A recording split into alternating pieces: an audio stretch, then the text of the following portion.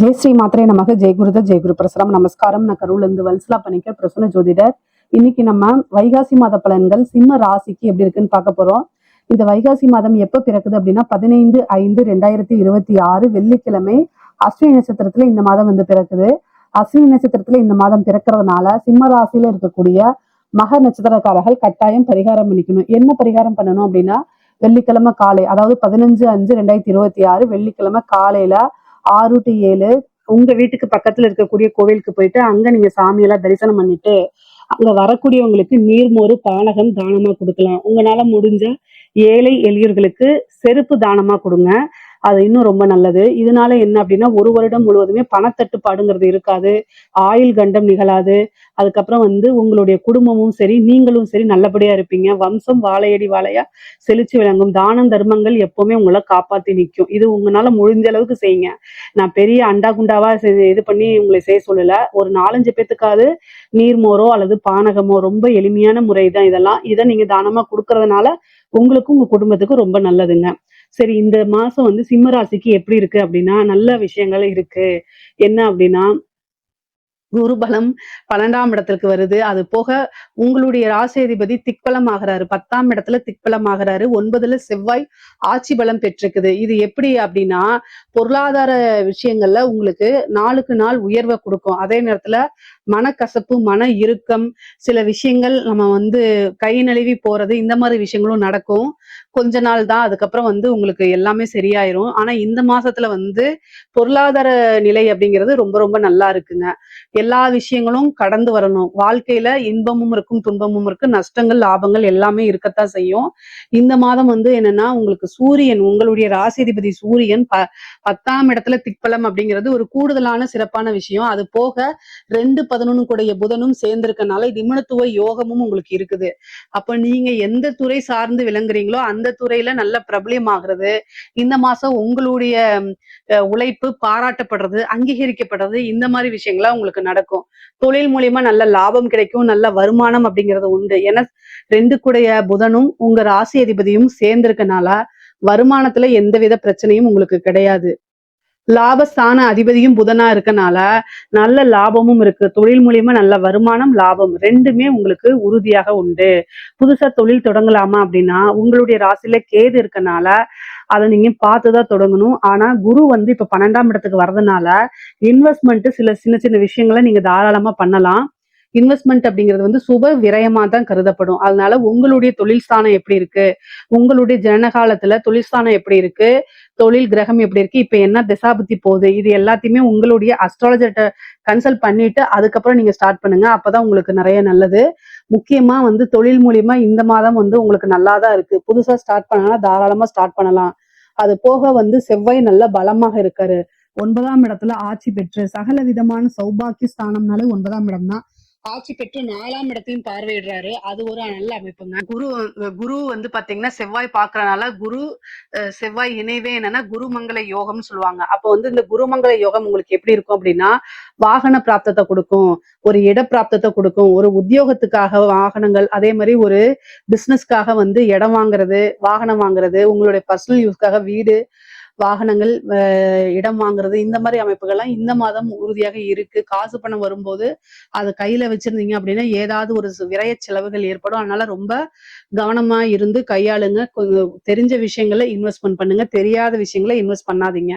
உத்தியோகத்துல இருக்கவங்களுக்கு நல்ல சிறப்பான பலன்கள் இருக்கு. 6 கூடிய சனி அஷ்டமத்துல இருந்தாலும் குரு பார்வை இருக்கனால உத்தியோகத்துல இருக்கவங்களுக்கு நல்ல வருமானம் இருக்கு. பதவி உயர்வு கொஞ்சம் சிறிது கால தாமதப்படுத்தி தான் உங்களுக்கு கிடைக்கும். ஆனாலும் ரொம்ப கவனமா இருக்கணும். உத்தியோகத்துல இருக்கவங்களுக்கு ரொம்ப கவனமும் இருக்கணும்.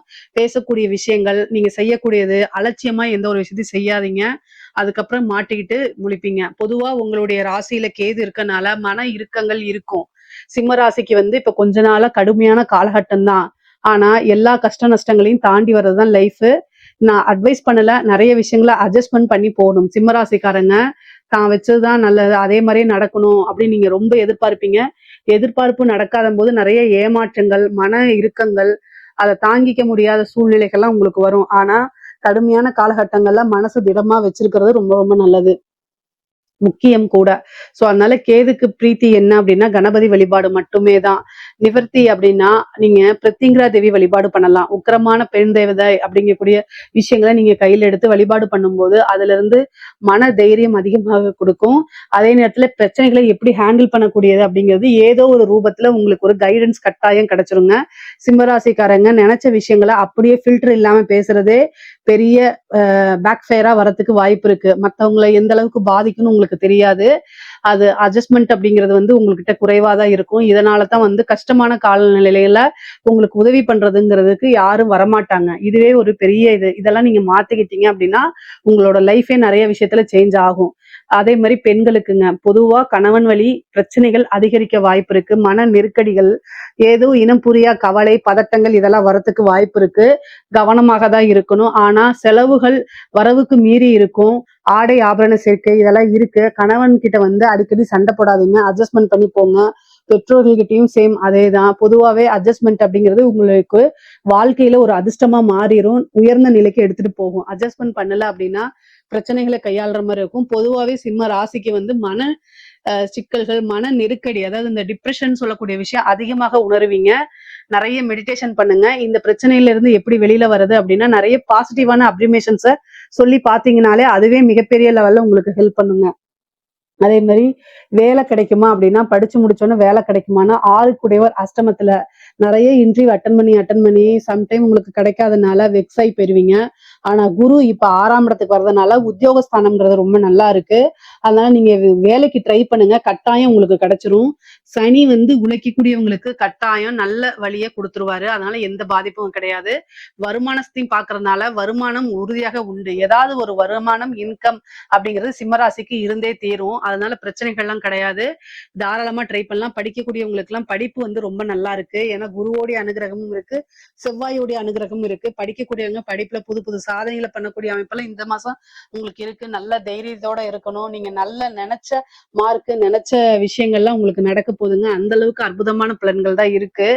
அதே மாதிரி உயர்கல்வியில நிறைய சாதனை புரியக்கூடிய அமைப்பு இந்த மாதம் சிம்மராசிக்கு இருக்கு. மெயினா வந்து திருமண பிராப்தம் இருக்கு. ஆனா இந்த மாசம் பொறுத்த வரைக்கும் உங்களுக்கு திருமண பிராப்தம்லாம் இல்ல. ஏன்னா 7ஆம் இடத்தை வந்து பாத்தீங்கன்னா எந்த கிரகமும் பார்க்கல, குருவும் பார்க்கல, குருபலமும் கிடையாது. அதனால திருமணத்தை யோகம் இந்த மாசம் ஃபிக்ஸ் பண்ணலாமா அப்படின்னா அது உங்களுடைய ஜோசியரை கன்சல்ட் பண்ணிக்கோங்க. ஏன்னா தசாபுத்தி சப்போர்ட் பண்ணும்போது ஒரு சில சமயத்துல வந்து கல்யாணம் திருமணம் நடக்கிறதுக்கு வாய்ப்பு இருக்கு. பொதுவா அஷ்டமத்துல வந்து சனி இருக்கனால தேவையில்லாத விபரீத ராஜயோகமும் கிடைக்கும். அதே நேரத்துல கெட்ட பேரும் கிடைக்கும். 8ல சனி இருந்து 2 பார்வையிடும் போது மன நெருக்கடிகள், மனச்சிக்கல்கள் வரும் நான் சொன்னேன் இல்லையா? அது வந்து தேவையில்லாத கெட்ட பேரை ஏற்படுத்தும். பெண்களா இருந்து தீராத அவமானத்தை கொடுத்துரும். அதனால ரொம்ப கவனமாக இருக்கிறது, நீங்க செய்யக்கூடிய விஷயங்கள்ல நிதானத்தை கடைபிடிக்கிறது இதெல்லாம் ரொம்ப ரொம்ப முக்கியமான விஷயங்க. அரசாங்க அதிகாரிகள் நான் சொல்லவே வேண்டாம். ரொம்ப ரொம்ப கவனமா இருக்கணும். லஞ்ச லாவண்யங்களை ஈடுபடும் போது ரொம்ப கவனமாக இல்லை அப்படின்னா அது எல்லாமே பெரிய பிரச்சனைகளா மாறும். நீங்க பாட்டுக்கு பேசி கையூட்டு வாங்கிட்டு போயிருவீங்க. காலம் முழுக்க ஜெயிலையோ அல்லது வேலை இல்லாமயோ இருக்கணும். அதனால இந்த மாதம்லாம் வந்து பாத்தீங்கன்னா ரொம்ப கவனமா இருக்கிறது நல்லது. உயர் அதிகாரிகளுடைய அழுத்தங்களுக்கு ஆளாகிற மாதிரி இருக்கும். அதனால என்ன செய்யறதுன்னு தெரியாம இருக்கும். அதனால நீங்க லீவ் போட்டு போங்க. அது ஒரு பெரிய பிரச்சனைகள்லாம் வராது. ஆனா பொதுவா எல்லா விஷயத்தையும் ஹேண்டில் பண்ண கத்துக்கிறது ரொம்ப ரொம்ப நல்லது. இஷ்ட தெய்வ வழிபாடு, குலதெய்வ வழிபாடு பண்ணுங்க. வண்டி வாகனங்களை போகும்போது கட்டாயம் கவனம் தேவை. நீங்க மனசு சரியில்லை அப்படின்னு சொல்லிட்டு டிரைவ் பண்ணாதீங்க. நீங்க மனசு சரியில்லை அப்படின்னா வீட்டுல அமைதியா இருந்து உங்களுக்கு பிடிச்ச மியூசிக்கை கேளுங்க, நல்லா சாப்பிடுங்க. வந்து உங்களுக்கு என்ன விஷயங்களை பிடிக்குமோ அதை நீங்க செஞ்சு பழகுங்க. ஆனா வண்டி ஓட்டுறேங்கிற பேர்ல இருந்தா அது விபத்துக்கு வழிவகுத்துரும். ஏன்னா விபத்து கண்டம்லாம் உங்களுக்கு இருக்கு. 4ஆம் இடத்தை செவ்வாய் பாக்குது. அது போக வந்து பாத்தீங்கன்னா உங்களுக்கு 5ஆம் அஷ்டம ஸ்தானத்துல வந்து சனி இருக்குது. குரு வேற 12ஆம் இடத்துல இருக்கு. இதெல்லாமே மருத்துவ விரயத்தை காமிக்குது. அதனால கூடுதலான வந்து ஹெல்த் இஷ்யூவும் பாத்துக்கணும். வண்டி வாகனங்களை போறதை தவிர்த்துக்கணும். அதான் ரொம்ப ரொம்ப நல்லது. ஹெல்த் ரிலேட்டடா நிறைய பிரச்சனைகளை சந்திக்கிற மாதிரி வரும். ரொம்ப கவனமாக இருங்க. இல்ல அப்படின்னா பெரிய செலவுகளை கூட்டிட்டு வந்து கொடுத்துரும். தாயார் வழி சொத்துக்கள் வரத்துக்கு உண்டானதும், தாயார் உடல்நிலையில பிரச்சனைகள் இருந்தா உடனடியா பாக்குறதும் ரொம்ப ரொம்ப நல்லதுங்க. பொதுவா தெய்வ அனுகூலத்தையும் தெய்வ பலத்தையும் தேடிக்கிறது நல்லது. கடன் ரீதியா இருக்க பிரச்சனைகளுக்கெல்லாம் ஒரு முடிவுக்கு வர்றதுக்கு உண்டான அமைப்பு இருக்குது. கோர்ட்டு கேஸ் பிரச்சனைகளை உங்களுக்கு சாதகமா வர்றதுக்கு உண்டான அமைப்புகள் இருக்கு. பொதுவாவே பொருளாதாரம் நிலை ஒரு நல்லா இருந்தாலும் உறவுகளுக்கு இடையே சுமூகமான உறவுகள்லாம் இல்ல, பிரச்சனைகள் தான் வரும். அதனால ரொம்ப கவனமாக இருந்துக்கிறது. கலைத்துறை சார்ந்தவங்களுக்கு எல்லாம் நெகட்டிவ் பப்ளிசிட்டி தான் கிடைக்கிறதுக்கு வாய்ப்பு இருக்குங்க. அதனால ரொம்ப கவனமாக இருக்கணும். இதுல ஏதாவது சந்தேகங்கள் இருக்கு அப்படின்னா கமெண்ட்ஸ்ல கேளுங்க, கட்டாயம் நான் ஆன்சர் பண்றேன். நம்மளுடைய சேனலை லைக் பண்ணுங்க, ஷேர் பண்ணுங்க, சப்ஸ்கிரைப் பண்ணுங்க. நன்றி, வணக்கம்.